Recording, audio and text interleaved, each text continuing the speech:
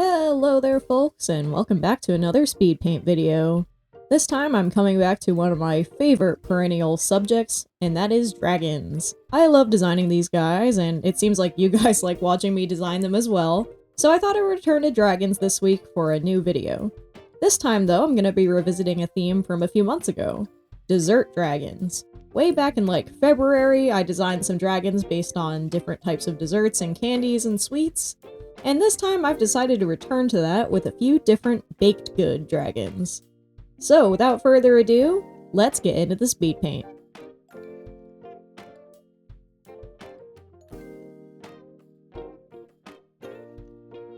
The first design we have here is based on the Cosmic Brownie, which is technically a branded type of dessert from Little Debbie. It's brownies with like chocolate icing, and then it also has chocolate candies on it that are very colorful. But it seems like a lot of people have made many different copycat recipes, and it's becoming kind of a generic term for this type of dessert, which is why I decided to use this term anyway. Now, the Cosmic Brownie is a very fun thing to look at least for me, but I've never actually eaten a Cosmic Brownie because, well, if you've been following me for a little while, you've probably heard me say that I have a lot of food allergies, most prominently being a nut allergy to both tree nuts and peanuts. Which means that there is a lot of different dessert brands and baked goods and things in general that I just can't eat, either because they contain nuts or because they're manufactured alongside them. So, even though I love looking at these desserts, I've never actually had the ability to actually eat them. But I think they're fun to look at, and maybe one day I'll make my own, and then I'll know they're definitely safe for my allergies. Cosmic Brownies are just such a fun, distinctive aesthetic. I feel like they're very associated with like the mid-2000s, like I see a lot of people who are nostalgic about like the internet culture and the aesthetic culture from back then, and I feel like this is one of the items or things that they reference, which I think is pretty cool. This dessert that started out as like a very like mass manufactured thing that has now become like something of an aesthetic icon that you can make at home on your own without the need for a big company. I think that's just so cool. This dragon has a very classical dragon shape. It is very much like a classic European dragon. A big, stocky guy with nice classic bat-like wings. I tried to make these wings very fun and colorful. I really wanted it to give the impression like this guy is just covered in these colorful candies, and he's just rich with chocolate. I had a lot of fun making his eyes very colorful as well, and boy howdy did I have quite a time coloring in all of this line art. I really went through and colored each part based on what color was in the actual, like, flats. And that made this design take a little bit of a while, even though it's actually pretty simple. I still had a lot of fun with it, though. I loved making, like, the texture of the different candies on top of it. Feel like this description of dragons in the Dragonology book, if you're familiar with that. They talk about how dragons lie on piles of coins and gold, and it sticks to them like armor. So this is kind of a revisiting of that aesthetic idea, where instead of it being gold and jewels and stuff like that, it's just candy. This guy's just covered in candy and he's super cute. I tried to just have a lot of fun with this color palette because I love working with rainbows and brown. I feel like they're such a wonderful color combination, just all these wonderful bright colors with the wonderful dark brown as contrast. This is actually a color combo I use a lot when I make skins on Flight Rising, which I've been on a bit of a hiatus for, but I do want to get back into it very soon. So this is just, I don't know, it's like a classic color combo, a classic aesthetic thing for me to come back to, so I had a lot of fun making this Cosmic Brownie dragon design.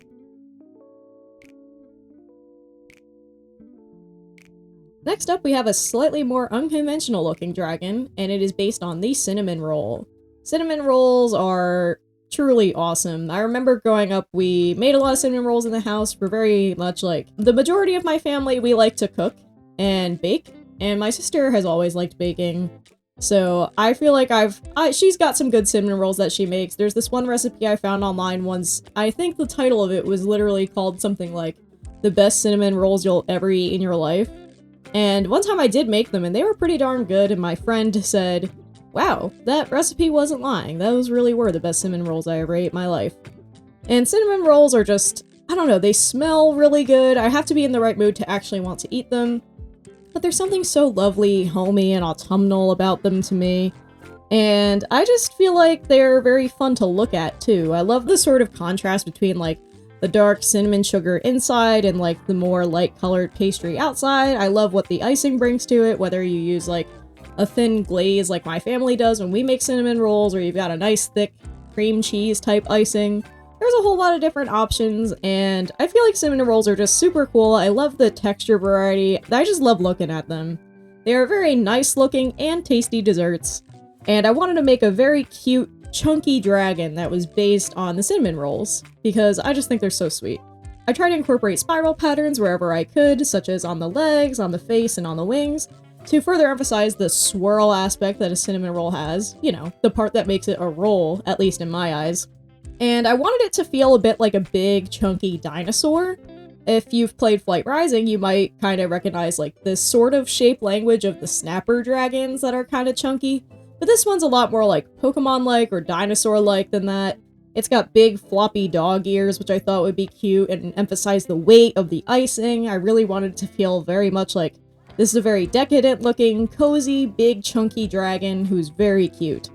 And I had a lot of fun with the texture too. I really wanted it to feel like there was a lot of grains of like cinnamon and sugar and other spices incorporated into its doughy body, so I did a lot to emphasize that texture, make it feel very, you know, not perfectly smooth, because cinnamon rolls are, I don't know, they're very textured to me. They're very bumpy.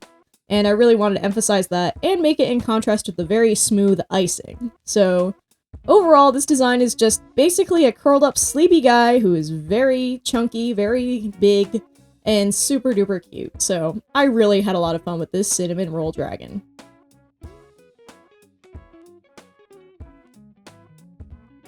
This next one is another dessert that I have not actually partaken of myself, and it's the key lime pie. I don't know why, I just haven't really had the opportunity to eat a key lime pie, but I like lime. And pies are kind of 50-50 for me based on the texture, so maybe it is something I would actually like. But something about key lime pies that I really enjoy, at least from an aesthetic perspective, is the unique color palette that you associate with them. While key lime pies are rarely actually green, I feel like the lime is so evocative of the green color palette that I did want to incorporate it a little bit. I have seen some pictures of key lime pies online that do have a thin, light green layer in them, so I want to incorporate that sort of color so that way it could still have that iconic green that we associate with the dessert, while still feeling authentically like the dessert itself when you actually look at it. I had a lot of fun making this guy have a nice, wonderful icing ridge all across its body. I wanted it to have full big lime slices, and I really just want to have fun with the shape. This is a more Asian style dragon who's very long and noodly. These are always my favorite types of dragons to draw personally, just because I think they're so fun to make a gesture about, and they're so cute and long. I don't know, they're just very underrated. I feel like more people could use them for character designs because they're just so satisfying to make with how fun and long they are. And they're just so charming. I have this little guy sticking its little green tongue out to give it a little extra personality, make it feel a little playful, and to give another extra quirky place for there to be this light green color. I outlined the white part with a light green as well, so that basically everywhere on this design that I could fit it, there is a reference to the green hue, even though the green doesn't make up the majority of the flat colors in the design. So this was just a very fun, satisfying one to make. I just had so much fun like trying to make it feel three-dimensional while still rendering it flatly, and this is just so cute. I feel like a key lime pie is such a fun aesthetic thing to base a design off of. I recommend you should give it a shot too. You should make some dessert dragons as well. And I just had a lot of fun with this cute limey dragon.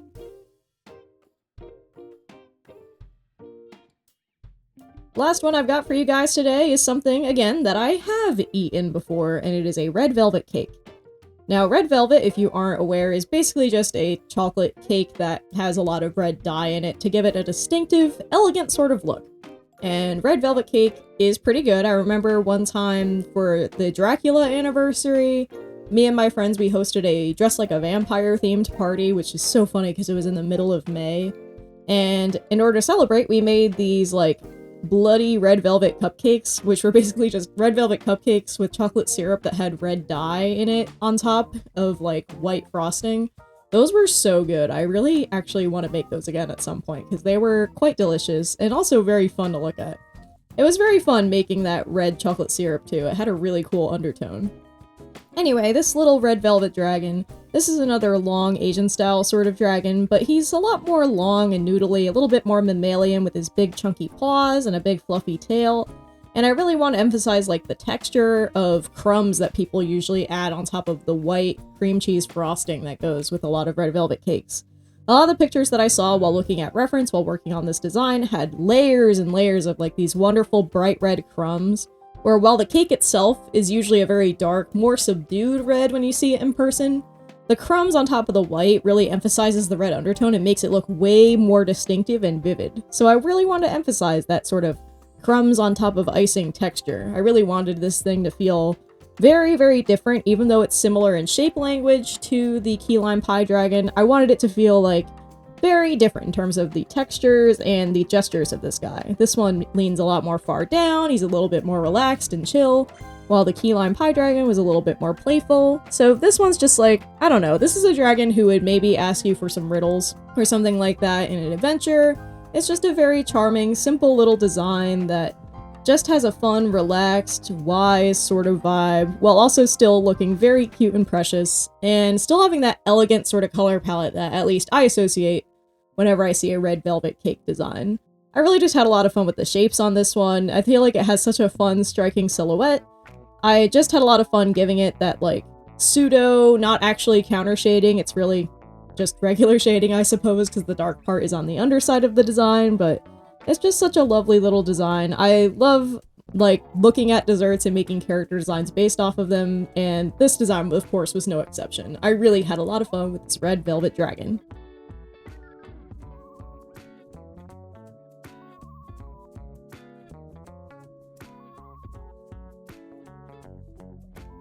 And with that, that is all that I've got for you guys today, so thank you all so much for watching. Let me know in the comments which one of these dragons was your favorite.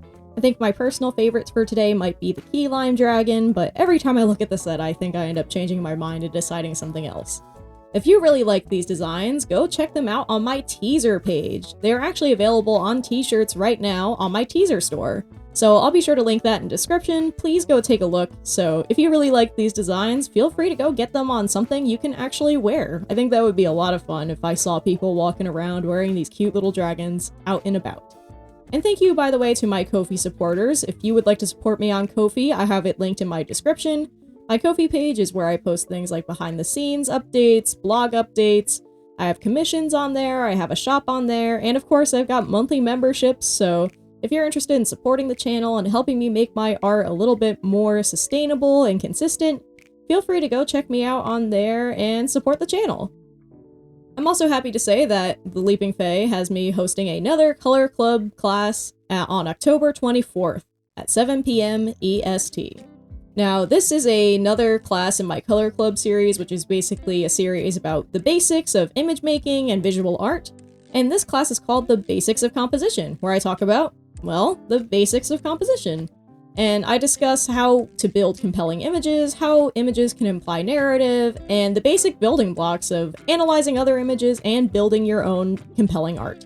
So if you're interested in learning about that, or you just want to hang out in a Zoom class where we'll discuss different pieces of art and why they're so effective, I'll have that linked in the description as well, so I really hope to see you there. And with that, that is everything that I've got for you guys today, so thank you all again so much for watching this video. I hope to see you all again next week with another art video, and in the meantime, why don't you guys go out there and make some art?